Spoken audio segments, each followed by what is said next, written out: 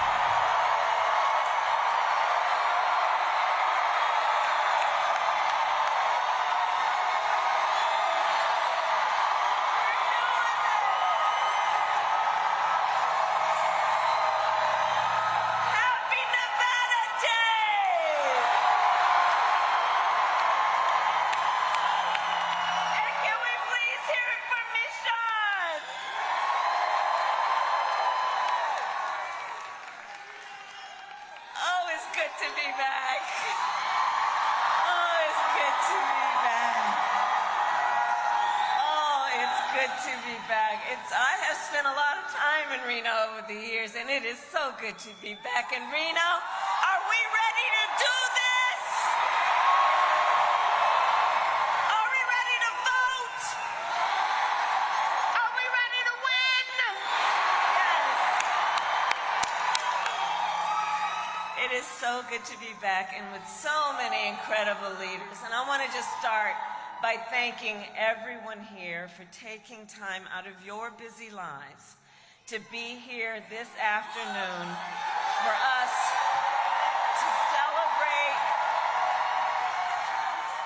to celebrate each other and community. And I thank you, everyone. I want to thank my dear, dear friend, Senator Catherine Cortez Masto. As you know, we were AGs together. I was in California, she was here. We were fighting a good fight, arm in arm, always together. I want to thank Mayor Shivi, DNC Chair Jamie Harrison, Michael Gordon with La Una Local 169, and Nevada, please send Jackie Rosen back to the United States Senate.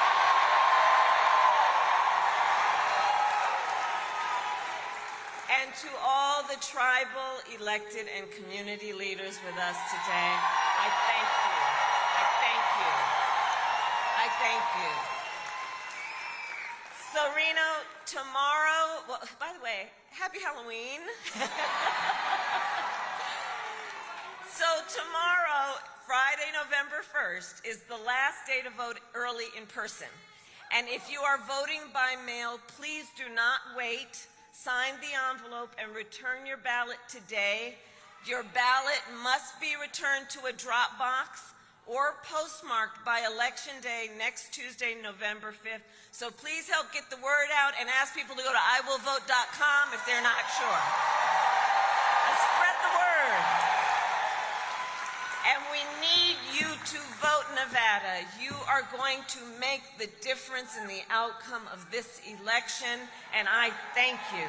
I thank you.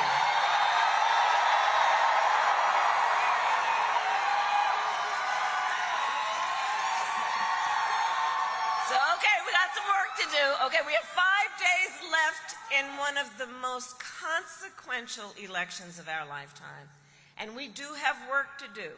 But here's the thing I know about everybody here. We like hard work. Hard work is good work. Hard work is joyful work. And make no mistake, we will win. We will win.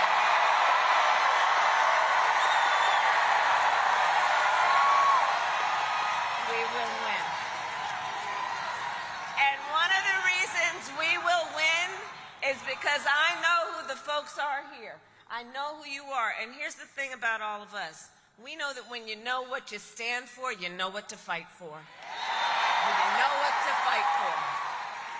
And we know we have an opportunity in this election to turn the page on a decade of Donald Trump trying to keep us divided and afraid of each other. We're done with that. We're exhausted by it. We're done with that. We're done with it. And Reno, this is the thing. We know that this is not who we are. That's not who we are. And it is time for a new generation of leadership in America. And I am ready to offer that leadership as the next president of the United States.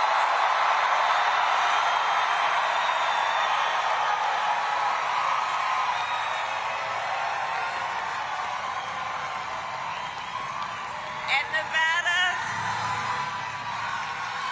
we're going to...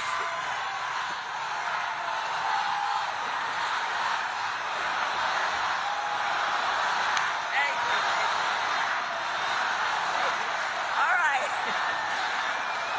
Okay. We got work to do.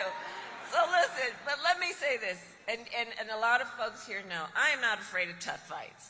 For decades, as a prosecutor and as top law enforcement officer of the first cousin of Nevada, California, I won fights.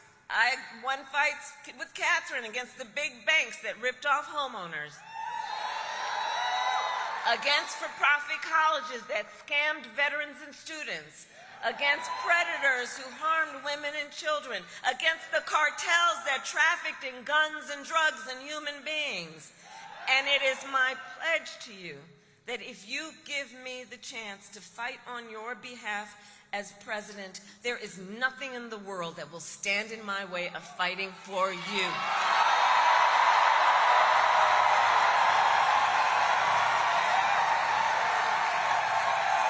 For the people. And look, we know who Donald Trump is. Because we all know he is not someone who is thinking about how to make your life better. And this is someone who is increasingly unstable, obsessed with revenge, consumed with grievance, and he's out for unchecked power. And in less than 90 days, either he or I will be sitting in the Oval Office.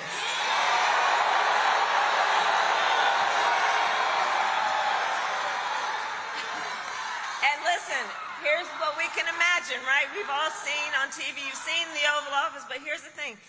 We have to get the word out to help people even just visually imagine what that day will be.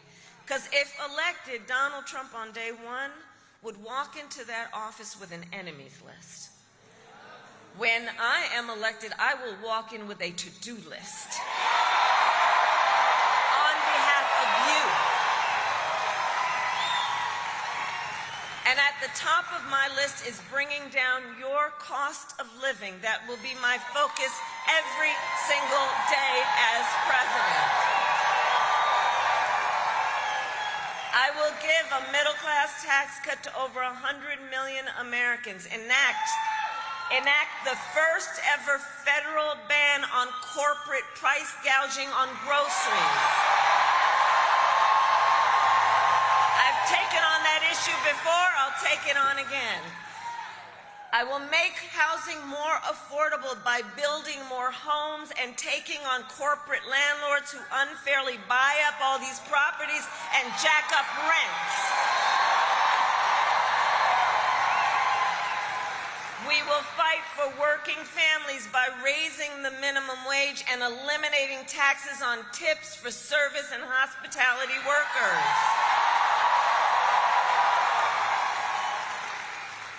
And if you're caring for an elderly parent, I took care of my mother when she was sick. Listen, This is personal for me, as so many of these issues. If you are taking care of an elderly parent, my plan will cover the cost of home health care for seniors with Medicare, so you don't have to deplete whatever savings you've got to qualify for Medicaid. It's just about dignity so that seniors can stay in their homes and you can be able to do all that you need to do, especially if any of you are in that sandwich generation, raising young kids while you're taking care of your parents. It's just about dignity. My plan will lower the cost of childcare, same point. We will also cut taxes for small businesses. Can I see the small business owners who are here?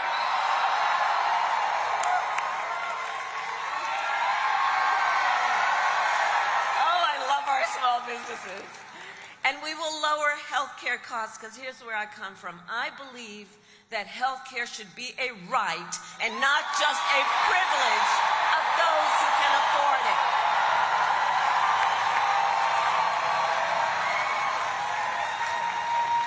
So this is about values, right? How do you think about what people need to live with dignity, to live where they are able to work and know that it actually means something, that is not just about getting by but getting ahead?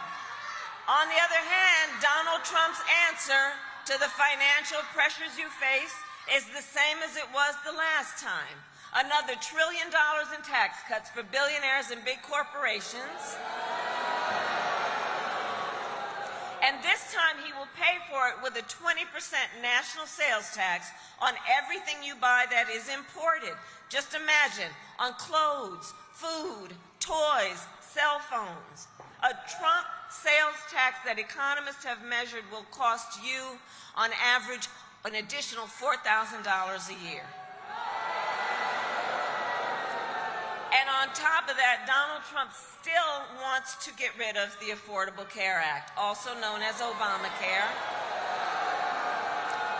And he has a very powerful friend in Congress, the Speaker of the House, who recently, if you noticed, said that there will be a, quote, end to Obamacare. The words he used were no Obamacare, which, if he were to get his way, if Trump wins, means they would throw millions of Americans off of health insurance and take us back, which would take us back to when, you'll remember, insurance companies had the ability to deny people with pre-existing conditions. But Nevada, we are not going back. We are not going back. We are not going back.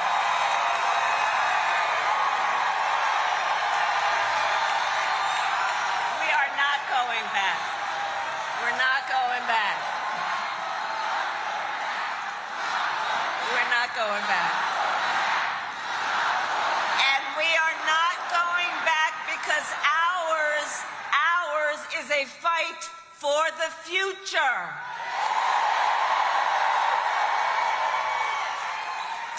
And ours is a fight for freedom. Like the fundamental freedom of a woman to make decisions about her own body and not have her government tell her what to do. And we all remember how we got here. Donald Trump hand-selected 3 members of the United States Supreme Court to overturn Roe versus Wade. They did, and now 1 in 3 women in America lives in a state with a Trump abortion ban. Many with no exceptions for rape or incest. You know what? Let me say something about this. We're here because we're fighting for a democracy. Fighting for a democracy. And understand the difference here. Understand the difference here. Moving forward. Moving forward. Understand the difference here. What we are looking at is a difference in this election. Let's move forward and see where we are. Because on the issue, for example, of freedom of choice,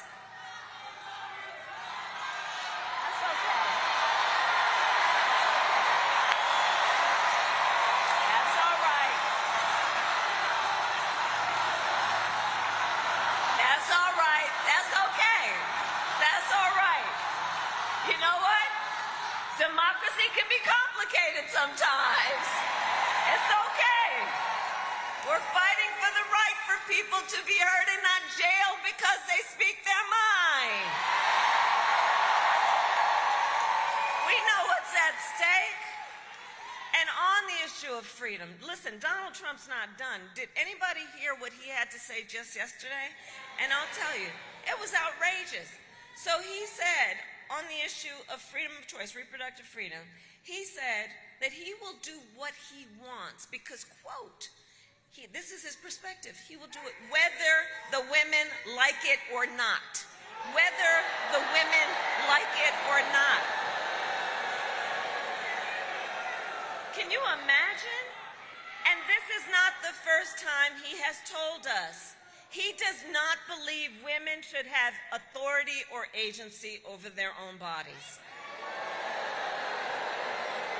This is the same person who said that women should be punished for their choices.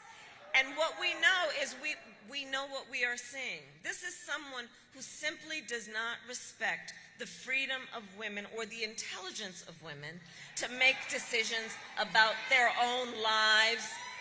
And we know that what he has planned includes a national abortion ban, restricting access to birth control, putting IVF treatments at risk, and forcing states to monitor women's pregnancies. You don't have to take my word for it. Google Project 2025. Read the plans for yourselves. And I know we all know that one does not have to abandon their faith or reasonably held beliefs to agree that the government should not be telling her what to do with her body.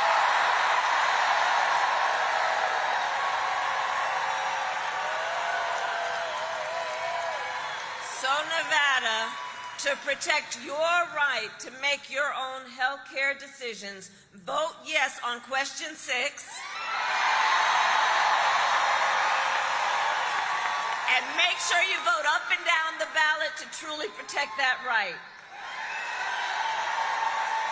And I will tell you, when Congress passes a bill to restore reproductive freedom nationwide, as President of the United States, I will proudly sign it into law.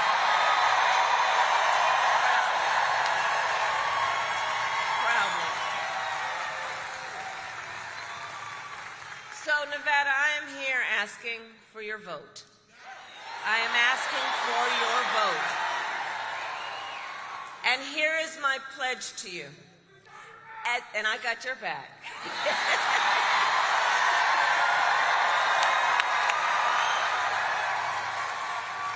As President, I pledge to you to seek common ground and common sense solutions to the challenges you face.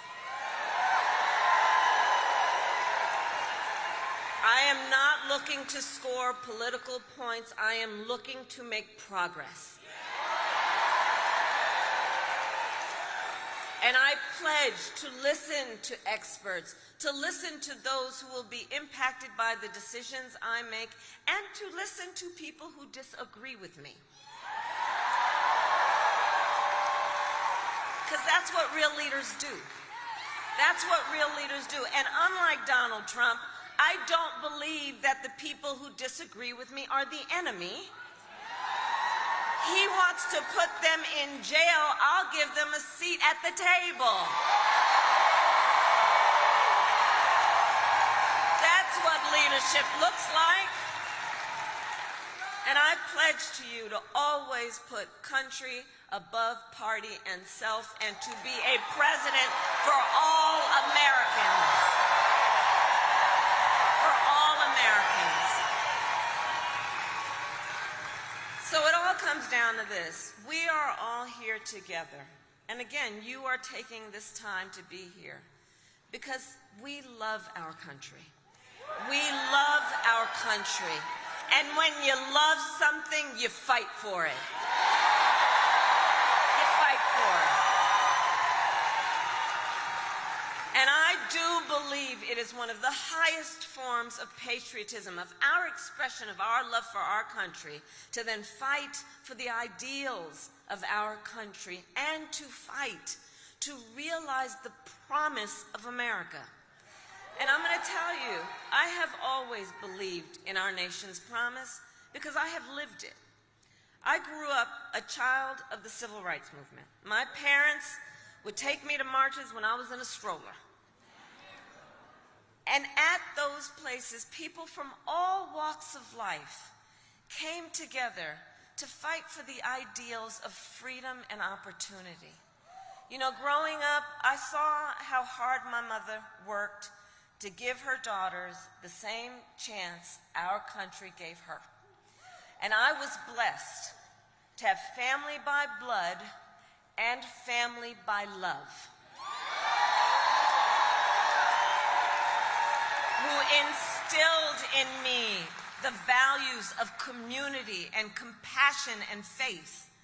I've spent my life fighting for the people who have been hurt and who have been counted out, and people who never stopped, even then, believing that in our country anything is possible. I've lived the promise of America, and I see the promise of America in everyone here. It is in all of us. It is in all of us. It is in all of us. It is in the women who refuse to accept a future without reproductive freedom.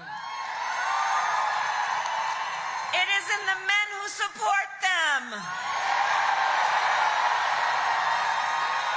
It is in the fathers and mothers who work hard every day for their children's future. It is in the Republicans who never voted for a Democrat before, but have put the Constitution of the United States above party.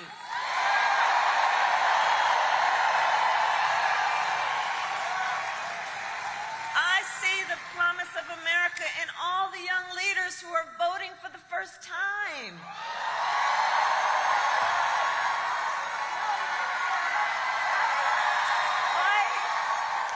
And I'll tell you what I love about this generation, Gen Z. I'm going to shout you out.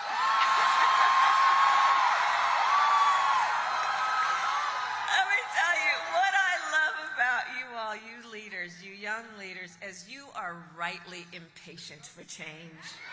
I love that about you. You are determined to live free from gun violence, to take on the climate crisis, to shape the world that you inherit. I love that about you. And for them, I say to everybody else, look, none of this is theoretical. This, for them, is a lived experience. It's not political. It's what they're living. And to the young leaders, then I say, I see you. I believe in you, and I see your power. You are so powerful. And I would just ask, can we give it up for the first-time voters who are in the House?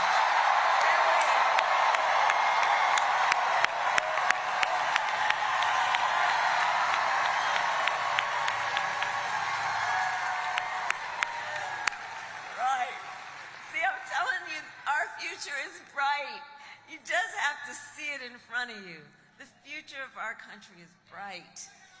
And so, to the people of Nevada, look, you are battle-born.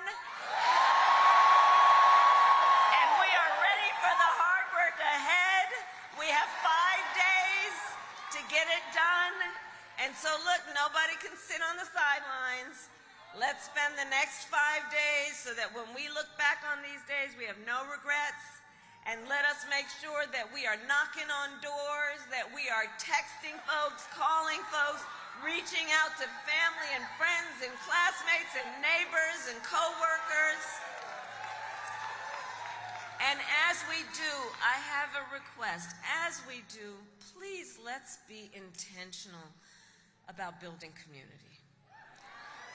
And let's be intentional about building coalitions.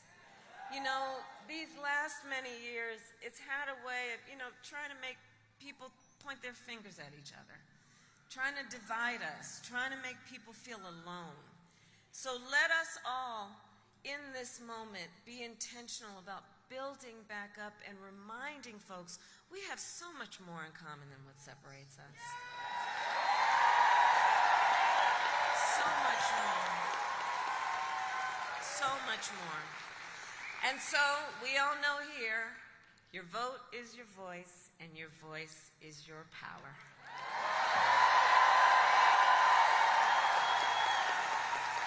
So today, Nevada, I ask you then, are you ready to make your voices heard?